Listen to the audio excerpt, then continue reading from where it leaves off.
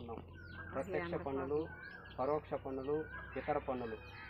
ఆదాయపు పన్ను, అమ్మకపు పన్ను, మూలధన లాభాల పన్ను, సేవా పన్ను, సెక్యూరిటీ లావాదేవీ పన్ను, విలువ ఆధారిత పన్ను, అవసరమైన పన్ను, కార్పొరేట్ పన్ను, ఎగ్జిట్ డ్యూటీ పన్ను, నెక్స్ట్ కస్టమ్ డ్యూటీ, అక్రాయ పన్ను, ఇతర పన్నులు, వృత్తి పన్ను, మున్సిపల్ పన్ను, వినోద పన్ను, విద్యా సెస్ పన్ను, టోల్ పన్ను, ఆదాయ పన్ను, ప్రవేశ పన్ను, స్వచ్ఛ భారత్ సెస్ పన్ను, మౌలిక సదుపాయాల సెస్ పన్ను.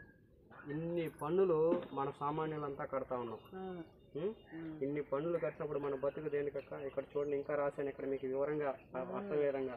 ఉత్పత్తి చేసిన, మార్కెట్ చేసిన, సినిమాకి వెళ్ళినా, వాహనం కొన్నా, వాహనాన్ని రోడ్డుపైన తిప్పాలన్నా, లాంగ్ జర్నీ చేసినా, బండిలో పెట్రోల్ పోసినా, భార్య పిల్లలతో పార్కుకి వెళ్ళినా, ఉద్యోగం చేసినా, బట్టలు కొన్నా, వ్యాపారం చేసినా, ఆస్తిపై current, water bill, public toilet వెళ్ళినా అన్నిటికీ పన్నులే.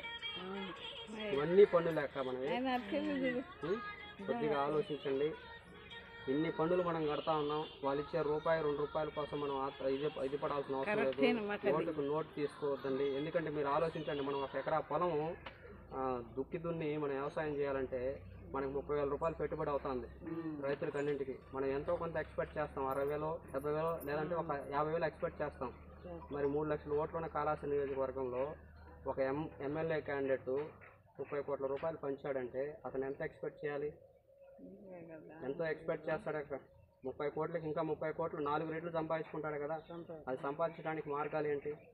మనలాంటి వ్యక్తుల దగ్గర పన్నులు కట్టించుకోవడం, కొండల్ని కొట్టడం, land mafia, sand mafia, liquor mafia, ఇలాంటి వాటికి ఇదవుతాడు, బానిస అవుతాడు అతను.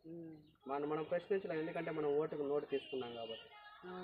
దయచేసి మీరు ఒకవేళ తీసుకోండి, బట్ మాలాంటి వాళ్ళకి కొద్దిగా అవకాశం ఇవ్వండి. ఓటేయండి అక్క. మాలాంటి వాళ్ళు ప్రశ్నించడానికన్నా కొద్దిగా అవకాశం ఇవ్వండి అని కోరుకుంటాను నేను. ఓకేనక్క. రమేష్ నా పేరు.